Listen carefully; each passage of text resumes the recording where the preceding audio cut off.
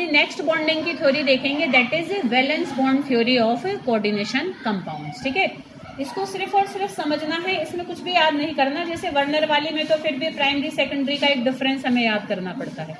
Valence bond theory को बस apply करना सीखना है, और सबसे ज्यादा ये पेपर में आती भी है बेटा। ठीक है बेटा, इनको बोला आवाज ना करें कोई। तो वैलेंस बॉन्ड थ्योरी, इसको वीबीटी थ्योरी भी कहते हैं, और वीबीटी के नाम से क्वेश्चन भी आ जाता है कि explain this complex according to VBT, ऐसे करके। ठीक है, तो देखो वैलेंस बॉन्ड थ्योरी क्या कहती है। वो ये कहती है बेटा कि जो सेंट्रल मेटल आयन होता है उसको जो सराउंड कर रहे होते हैं उनको हम लिगेंड्स कहते हैं, और वो लिगेंड्स सेंट्रल मेटल आयन के साथ कोऑर्डिनेट बॉन्ड बनाते हैं। ठीक है, कोऑर्डिनेट बॉन्ड का कंसेप्ट इसने भी पकड़ के रखा, पर जब हम क्रिस्टल फील्ड थ्योरी करेंगे तो वो कोऑर्डिनेट बॉन्ड नहीं मानकर चलता इनके बीच में। ठीक है बेटा, तो चलो यहाँ पर जैसे कि भाई ये हमारे लिगेंड्स हैं, कोई ऑक्ट्राहेड्रल हो चाहे टेट्राहेड्रल हो चाहे स्क्वायर प्लेनर हो, उसने क्या बोला सिंपल कि मेटल और लिगेंड के बीच में जो बॉन्ड होती है वो कैसी होती है, कोऑर्डिनेट बॉन्ड होती है। लिगेंड सेंट्रल मेटल आयन को loan pair of electron donate करते हैं। आगे बेटा बात समझ में, ये पोलिंग ने दी थी 1931 में दी थी शायद, देखो है ना, यही लिखा हुआ है ईयर, एक बार कंफर्म कर लेते हैं, यही है।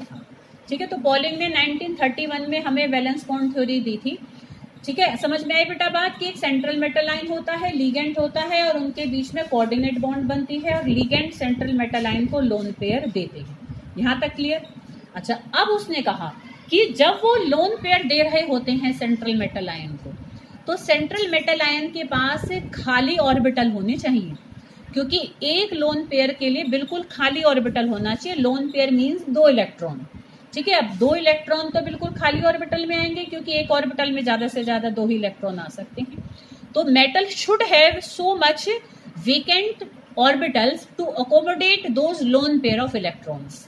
ठीक है, ये ध्यान करो, कॉम्प्लेक्स फॉर्मेशन का हमने रीजन भी देखा था कि क्यों ट्रांजिशन मेटल्स अच्छे कॉम्प्लेक्सेस बनाते हैं, क्योंकि उनके पास वेकेंट ऑर्बिटल्स होते हैं to accommodate lone pair of electron. Accommodate मतलब उनको अपने अंदर एकोमोडेट करना, शामिल करना, रखना, एडजस्ट करना। ठीक है बेटा, तो वो उतने उसके पास खाली जगह तो होनी चाहिए इतने सारे लोन पेयर ऑफ इलेक्ट्रॉन्स को लेने के लिए।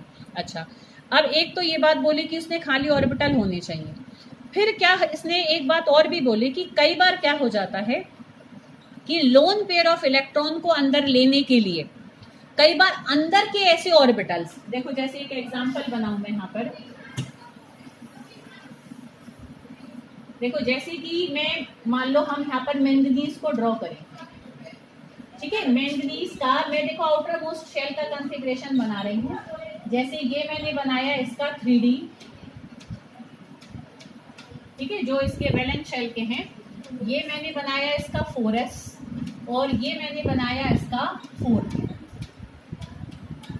ठीक है बेटा, अब मैंगनीज मान लो 2 पॉजिटिव का मैं कॉन्फ़िगरेशन बना रही हूँ, तो मैंगनीज का क्या एटॉमिक नंबर होता है 25, कॉन्फ़िगरेशन क्या बनेगा इसका 3d5 4s2। अब Mn2 पॉजिटिव का क्या बन जाएगा कॉन्फ़िगरेशन 3d5 रह जाएगा, है ना, 4s में से निकल जाएंगे। अब ये 5 इलेक्ट्रॉन इसके पास है। अब कई बार क्या होता है बेटा, लिगेंड को अब अपने लोन पेयर ऑफ इलेक्ट्रॉन्स देने हैं, तो लिगेंड कई बार बहुत जब स्ट्रॉन्ग होता है, लिगेंड को भी हम 2 उसमें कैटेगराइज करते हैं, वो अभी मैं तुम्हें एग्जांपल बता दूंगी, जबकि इस थ्योरी का ये नेगेटिव पॉइंट था, वो नहीं बता पाया था कौन सा स्ट्रॉन्ग है कौन सा वीक है, बट हमें आगे थ्योरी से मिला था, तो अब हम एग्जाम्पल को देखकर जल्द ही करेंगे। तो जो स्ट्रॉन्ग लिगेंड होते हैं, अब देखो स्ट्रॉन्ग होगा तो वो अपने लोन पेयर को अंदर से अंदर डालना चाहेगा। अब अंदर से अंदर डालने के लिए कई बार वो क्या कर देगा कि लिगेंड जब अंदर अपने लोन पेयर को लेकर आ रहा होगा, तो पहले से अगर अनपेयर्ड इलेक्ट्रॉन होंगे, पहले वो उनकी पेयरिंग करा देगा कि चलो तुम अभी और अंदर अंदर हो सकते हो, है ना। कोई ताकतवर आएगा तो धक्का मार मार के और अंदर कर देगा कि 4 कमरों में एक आदमी है, 4 लोग और आ गए, मान लो 8 लोग और आ गए, तो उन चारों को किस में कर देगा 2 कमरों में कर देगा, चलो 2-2 हो जाओ तुम भाई, 2-2 क्योंकि आ सकते हैं, एक ऑर्बिटल में मैक्सिमम 2 इलेक्ट्रॉन आ सकते हैं। तो अगर कोई स्ट्रॉन्ग लिगेंड आएगा तो वो पहले इनकी पेयरिंग करा देगा। ये पेयरिंग होने से तुम देख सकते हो कि अंदर के 2 ऑर्बिटल भी खाली हो गए, डी के, अभी और अंदर लोन पेयर डाल सकता है। समझ में आ रही बेटा बात। तो sometimes pairing of unpaired electron get occur to do the, एक तरीके से to gain the lone pair of electrons from ligands. ठीक है। तो करवाता बेसिकली वो लिगेंड ही है, ठीक है ना। तो लिगेंड कई बार जब स्ट्रॉन्ग होता है तो वो ऑलरेडी जो अनपेयर्ड इलेक्ट्रॉन है उनकी पेयरिंग करके अंदर के ऑर्बिटल को भी खाली करवा देता है। अब कहाँ हम करेंगे ये काम, कहाँ नहीं करेंगे, वो भी हम एग्जाम्पल से समझेंगे, ठीक है बेटा। पर ऐसा काम होता है, ठीक है। तो अंदर के खाली हो जाते हैं। अच्छा, अब जितने भी लोन पेयर को आना है वो जितने भी ऑर्बिटल्स में आएंगे, अब ये पहले से क्लियर होता है इन ऑर्बिटल में आना है, तो वो वाले सारे ऑर्बिटल पहले होते हैं हाइब्रिडाइज। पहले उनमें क्या होगी, हाइब्रिडाइजेशन। ध्यान है, हाइब्रिडाइजेशन करी थी हमने 11th में, ठीक है। प्रिया, हाइब्रिडाइजेशन क्या होती है बेटा? कि हाइब्रिडाइजेशन का मतलब ऐसे समझो, जैसे 3 कटोरी में दाल ले लो, 1 कटोरी में चावल ले लो। अब समझो जैसे 3 पी के ऑर्बिटल है, 1 एस का ऑर्बिटल है, ठीक है। अब हम क्या करेंगे, चारों कटोरियों के दाल चावल सबको एक कटोरे में मिला दिया, अच्छे से मिलाकर फिर से भर दिया हमने 4 कटोरियों में। अब हम जज नहीं कर सकते ना कि कौन सी दाल वाली कटोरी थी, कौन सी चावल वाली थी। अब नाउ ऑल 4 आर सेम, ठीक है। तो यही हाइब्रिडाइजेशन होती है। हाइब्रिडाइजेशन में क्या होता है कि वो ऑर्बिटल जो कि थोड़ी थोड़ी एनर्जी जिनकी अलग अलग थी, जैसे यहाँ देखो 2 3D के हैं, 1 4s का है, ठीक है। और मान लो मैं कहूँ ये 3 p के हैं, तो ये आपस में 6 की 6, 1 2 3 4 5 6 है ना। ये 6 की 6 पहले आपस में इंटरमिक्स कर जाएंगे, सब मिल गए अच्छे से, मिलकर फिर अलग होंगे, फिर से 6 ही बनाएंगे, पर पहले मिलेंगे फिर अलग होंगे। अब जब मिलकर अलग होंगे तो अब 6 के 6 कैसे होंगे, बिल्कुल एक जैसे, ठीक है। सबके अंदर 2D 1S और 3P के कैरेक्टरिस्टिक्स होंगे ना, गुण उनके अंदर। तो ऐसी हाइब्रिडाइजेशन को हम कहेंगे D2sp3 हाइब्रिडाइजेशन। जो भी ऑर्बिटल आपस में मिक्स होंगे उन्हीं को मिलाने से ही जो नाम बनेगा ना, वो ही उस हाइब्रिडाइजेशन का भी नाम होता है। समझ में आ रही बेटा बात? तो अगर इस तरीके से 6 मिले तो वो कौन सी हाइब्रिडाइजेशन हो जाएगी, D2sp3 हाइब्रिडाइजेशन। तो ऑलवेज लोन पेयर जब आते हैं, लोन पेयर ऑलवेज कम इन, किसमें आते हैं बेटा, हमेशा वो हाइब्रिड ऑर्बिटल में आएंगे। कभी भी अनहाइब्रिडाइज्ड ऑर्बिटल में लोन पेयर नहीं आएंगे। तभी तो बेटा शेप सिमेट्रिकल बनेगी, एक जैसे बिल्कुल ऑर्बिटल होंगे। तो एक जैसे जब ऑर्बिटल होते हैं तो उनकी शेप भी एक जैसी होती है, एनर्जी भी एक जैसी होती है, साइज भी एक जैसा होता है, शेप भी एक जैसी होती है, वह नाम भी एक जैसे होते हैं। अब 6 की 6 को हम क्या कहेंगे, D2sp3 D2sp3 D2sp3 D2sp3 D2sp3 D2sp3। 6 का नाम भी सेम हो जाएगा। समझ में आ रही बेटा बात? तो lone pair always come in hybrid orbitals. तो लोन पेयर के आने से पहले खाली ऑर्बिटल आपस में क्या होते हैं, इंटरमिक्स होते हैं, हाइब्रिडाइज्ड होते हैं, और तब वो लोन पेयर ऑफ इलेक्ट्रॉन्स को रिसीव करता है। समझ में आई सबको बेटा बात? ठीक है। तो ये हमने इसका मेन पॉइंट देखा जिसको अप्लाई करने में हम सबसे ज्यादा यूज करेंगे। अब उसके बाद हम जज करेंगे जो ऑर्बिटल हमें अवेलेबल होंगे। देखो बेटा, अगर होगी D2sp3 हाइब्रिडाइजेशन या होगी sp3d2 हाइब्रिडाइजेशन, ठीक है। तो ऐसी हाइब्रिडाइजेशन से जो हमारा बनेगा कॉम्प्लेक्स, हमेशा उसकी शेप कैसी होगी, ऑक्टाहेड्रल, ठीक है। हमें शेप भी बतानी होगी कितनी जगह। तो हम हाइब्रिडाइजेशन से जज करेंगे अगर D2sp3 है या sp3d2 है। दोनों में थोड़ा सा फर्क है, ठीक है। सोच के देखना कभी कि मतलब क्या फर्क होगा। मैंने यहाँ अंदर D लिखा, यहाँ बाहर D लिखा, ठीक है। दोनों में एक डिफरेंस होगा, ठीक है। अभी मैं यहाँ बनाती हूँ, उससे तुम देखकर पहचान लोगे। मतलब दोनों में से कोई भी केस हो तो कौन सी कॉम्प्लेक्स बनेगा, हमेशा ऑक्टाहेड्रल शेप में मिलेगा, ठीक है। अगर होगी sp3 हाइब्रिडाइजेशन तो हमारा जो कॉम्प्लेक्स बनेगा उसकी शेप कैसी होगी, टेट्राहेड्रल, ठीक है। sp3 भी हमारा कितनी जगह बनेगा। अगर होगी dsp2 हाइब्रिडाइजेशन, ध्यान करो तो जब हमने हाइब्रिडाइजेशन 11th में पढ़ी थी वहां मैंने तुमसे dsp2 छुड़वा दिया था। मैंने कहा था dsp2 सिर्फ कॉम्प्लेक्सेस में मिलती है, तो वो हम 12th में जब कोऑर्डिनेशन केमिस्ट्री यूनिट करेंगे वहां करेंगे dsp2 हाइब्रिडाइजेशन को, ठीक है। तो वो हम अब करने जा रहे हैं। dsp2 हाइब्रिडाइजेशन अगर होगी तो हमारी शेप बनती है स्क्वायर प्लेनर। तो हमें इन तीनों शेप्स में हम वैलेंस बॉन्ड थ्योरी को अभी अप्लाई करके समझेंगे। समझ में आ गई यहाँ तक बेटा बात? अब मैं इस पर दोबारा से आती हूँ, हमें इन 3 शेप्स को क्योंकि करना है। अब इसमें हम देखेंगे, देखो बेटा, कब हमारी D2sp3 होगी और कब हमारी sp3d2 होगी। मैंगनीज का दोबारा से एग्जांपल ले लेते हैं बेशक। देखो बेटा, ये मैंने बनाए इसके 3D,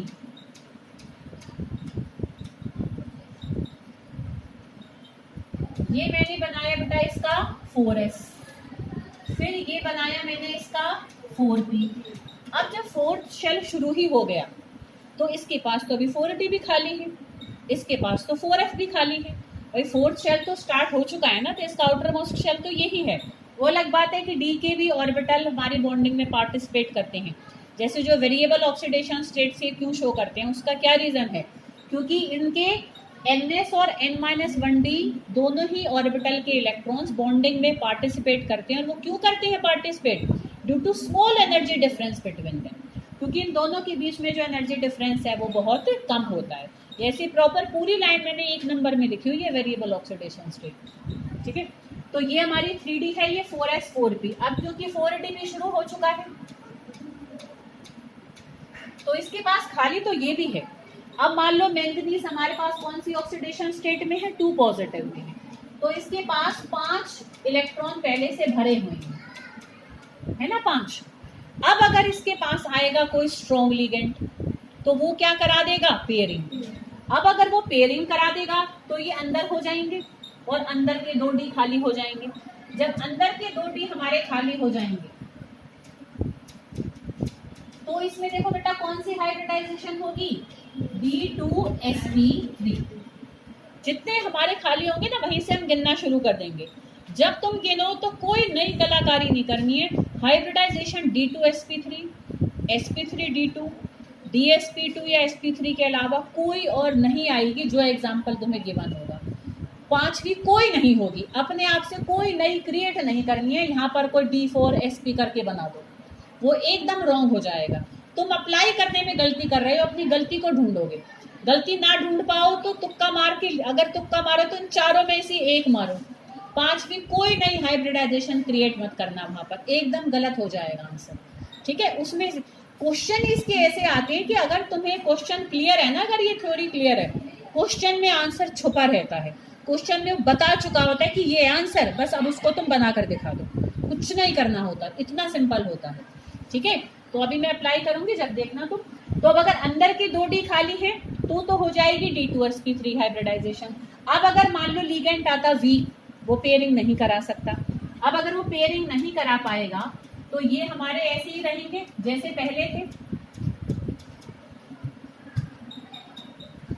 ठीक है बेटा। तो अब क्या होगा, अब बाहर के 2d यूज होंगे। अगर 6 लिगेंड आएंगे तो बेटा वो बॉन्ड तो वो 6 बनाएंगे। अगर अंदर के 2d उसको खाली नहीं मिलेंगे तो वो बाहर के 2d ले लेगा, बाहर के भी तो है। तब कौन सी हाइब्रिडाइजेशन हो जाएगी बेटा, sp3d2, ठीक है। तो जब अंदर के d इस्तेमाल होते हैं तो बेटा उसको हम कहते हैं इनर ऑर्बिटल कॉम्प्लेक्स। उसको क्या कहेंगे बेटा हम, इनर। ऐसे कई बार नाम से क्वेश्चन में ही आ जाता है, how can you say that it form inner orbital complex, ठीक है। तो इनर ऑर्बिटल कॉम्प्लेक्स कब बनेगा, इनर ऑर्बिटल कॉम्प्लेक्स हमारा जब बनेगा जब D2sp3 हाइब्रिडाइजेशन होगी। इसको हम हाइपर लिगेटेड कॉम्प्लेक्स भी कहते हैं। हाइपर मतलब कि वो लिगेंड स्ट्रॉन्ग है। हाइपर वर्ड हम वहीं यूज करते हैं जब कोई चीज ज्यादा मात्रा में हो रही होती है, ठीक है। तो हाइपर लिगेटेड कॉम्प्लेक्स भी कहते हैं। इसको हम लो स्पिन कॉम्प्लेक्स भी कहते हैं, क्योंकि जब कभी भी अंदर के खाली होंगे तो पेयरिंग हो जाएगी। पेयरिंग हो जाएगी तो टोटल स्पिन हमेशा कम हो जाएंगी, है ना, अनपेयर्ड वाली। जब कम हो जाएंगी तो ऐसे कॉम्प्लेक्स को हम लो स्पिन कॉम्प्लेक्स भी कहते हैं, हाइपर लिगेटेड कॉम्प्लेक्स भी कहते हैं और इनर ऑर्बिटल कॉम्प्लेक्स भी कहते हैं। तीनों नाम लिखे हुए हैं नोट्स में। और अगर मान लो ये हमारा बाहर वाले यूज हो रहे हैं तो हमारा वो कैसा बनेगा, आउटर ऑर्बिटल कॉम्प्लेक्स बनेगा, कि बाहर का ऑर्बिटल यूज हो रहा है, ठीक है। कई बार खाली यही भी पूछा हुआ है कि what is the difference between D2sp3 and sp3d2 hybridization. Simple क्या है इसका आंसर, D2sp3 में तो 3d ऑर्बिटल यूज होते हैं और sp3d2 में 4d ऑर्बिटल यूज होती है। ये अगर हम बात करें फर्स्ट ट्रांजिशन सीरीज की, हम जनरल पूरी ट्रांजिशन एलिमेंट के लिए अगर कहना चाहें तो हम क्या कहेंगे, D2sp3 में तो n-1d यूज होते हैं और sp3d2 में nd यूज होते हैं। जो लास्ट वाला n ही है वही वाला d ऑर्बिटल यहाँ पर फोर्थ है तो फोर्थ ही यूज हो रहा है। तो यहाँ nd ऑर्बिटल यूज होंगे, यहाँ पर n-1d ऑर्बिटल्स यूज होंगे। समझ में आ रही है सबको बेटा बात, ठीक है। तो इस तरीके से ये हमारा क्या बनाएगा, आउटर ऑर्बिटल कॉम्प्लेक्स। अगर sp3d2 हाइब्रिडाइजेशन है, अच्छा आउटर ऑर्बिटल कॉम्प्लेक्स को और क्या कहेंगे, हाइपोलिगेटेड कॉम्प्लेक्स। ध्यान करो, हाइपरटोनिक और हाइपोटोनिक किए थे ना हमने सॉल्यूशन में, तो हाइपो तो डाइल्यूट सॉल्यूशन था और हाइपर कंसंट्रेटेड था। ऐसे यहाँ पर हाइपर में स्ट्रॉन्ग लिगेंड आएगा और हाइपो में वीक लिगेंड होगा। जब वीक लिगेंड होगा तो पेयरिंग नहीं करा पाएगा, पेयरिंग नहीं कराएगा तो टोटल स्पिन बहुत सारी रहेंगी। तो ऐसे कॉम्प्लेक्स को हम हाई स्पिन कॉम्प्लेक्स भी कहते हैं कि टोटल स्पिन बहुत ज्यादा रहेंगी क्योंकि पेयरिंग ही नहीं होगी। समझ में आ रही बेटा बात? ठीक है, तो ये हमने देखा इसका next point. Clear? Last point हम इसमें और देखेंगे कि जब हम अपना पूरा कॉम्प्लेक्स बना लेंगे, सारी हम उनको अप्लाई कर देंगे, तब हम लास्ट में देखेंगे क्या कोई अनपेयर्ड इलेक्ट्रॉन बचता है। जैसे कि अब अगर मान लो यहाँ पर वीक लिगेंड होता तो पांचों के पांचों अनपेयर्ड ही तो है इलेक्ट्रॉन, तो अनपेयर्ड इलेक्ट्रॉन होता है तो ऐसे कॉम्प्लेक्स को हम पैरामैग्नेटिक कहते हैं। ध्यान करो, नेमो थ्योरी करी थी 11th में, वहां पर भी हमने देखा था कि अगर कोई अनपेयर्ड इलेक्ट्रॉन, देखो अगर कोई जोड़ा नहीं है, अगर अकेले अकेले ना सिंगल सिंगल, तो अकेले अकेले सिंगल अगर एक भी बचेगा तो ऐसे कॉम्प्लेक्स को हम पैरामैग्नेटिक कहेंगे। और सारे पेयर्ड हो जाएं, मान लो ये Mn3 पॉजिटिव होता और 4 इलेक्ट्रॉन होते और स्ट्रॉन्ग लिगेंड आ जाता, तो स्ट्रॉन्ग लिगेंड आता तो ये अंदर ले लेता इनको, ठीक है ना बेटा, तब हमारी क्या होता, कोई भी अनपेयर्ड इलेक्ट्रॉन नहीं बचता। तो जब सारे पेयर्ड होंगे तो ऐसे कॉम्प्लेक्स को हम कहेंगे डायामैग्नेटिक। क्या कहेंगे बेटा उसको हम? डायामैग्नेटिक। अगर कोई अनपेयर्ड नहीं और अगर कोई एक भी अनपेयर्ड इलेक्ट्रॉन है तो उसको हम क्या कहेंगे? It is a paramagnetic complex. तो this is about the all points of valence bond theory. ये अभी हमने पॉइंट देखे हैं, हमने अप्लाई नहीं किया है अभी किसी एग्जाम्पल पर। रिवाइज कराती हूँ एक बार पॉइंट। देखो बेटा, सबसे पहले क्या कहती है valence bond theory? There is a central metal atom और ion surrounded by a group of neutral molecules और anions having lone pair of electron which form coordinate bond with central metal ion. Clear बेटा? आई बात समझ में? The orbitals, ठीक है, in which lone pair of electrons have to come, जिसमें lone pair of electrons को आना है, ठीक है, शुड बी फर्स्टली हाइब्रिडाइज्ड। पहले वो क्या होते हैं? हाइब्रिडाइज्ड होते हैं, ठीक है। बिकम, कैसे बन जाएंगे वो हमारे? बिकम ऑफ इक्वल एनर्जीज, कि उनकी एनर्जीज बराबर हो जाएंगी, साइज शेप वो बिल्कुल सेम बनेंगे पहले, ठीक है। पहले सारे ऑर्बिटल एकदम सेम बनेंगे। सेम कैसे बनेंगे? हाइब्रिडाइजेशन से बनेंगे, ठीक है। तो lone pair of electrons always come in hybridized orbitals. समझ में आ रही बेटा बात? कई बार क्या होता है कि लिगेंड अगर स्ट्रॉन्ग है, इफ लिगेंड इज स्ट्रॉन्ग, ठीक है, then it do the pairing of already unpaired electron in metal atom और आयन। तो पेयरिंग करके वो क्या करा देता है? Some inner orbitals also become vacant, वो भी खाली हो जाते हैं और तब वो हाइब्रिडाइजेशन होती है और फिर हमारे लोन पेयर ऑफ इलेक्ट्रॉन अंदर भी आ जाते हैं। अगर D2sp3 या sp3d2 हाइब्रिडाइजेशन होती है तो हमारी शेप कैसे बनेगी? ऑक्टाहेड्रल। अगर DsP2 हाइब्रिडाइजेशन होगी तो कैसी शेप बनेगी? Square planar. अगर sp3 हाइब्रिडाइजेशन होगी तो कैसी शेप बनेगी? टेट्राहेड्रल, ठीक है। तो ये हम ऐसे निकालेंगे। अगर D2sp3 हाइब्रिडाइजेशन है तो उसको इनर ऑर्बिटल कॉम्प्लेक्स भी कहते हैं, अगर sp3d2 हाइब्रिडाइजेशन है तो उसको आउटर ऑर्बिटल कॉम्प्लेक्स कहते हैं। अगर सारा कॉम्प्लेक्स बनने के बाद अगर कोई भी अनपेयर्ड इलेक्ट्रॉन बचता है तो ऐसे कॉम्प्लेक्स को हम पैरामैग्नेटिक कहेंगे, और अगर एक भी अनपेयर्ड नहीं बचता तो such complex is diamagnetic in nature. आ रही बेटा बात समझ में? तो this is about the all points of valence bond theory.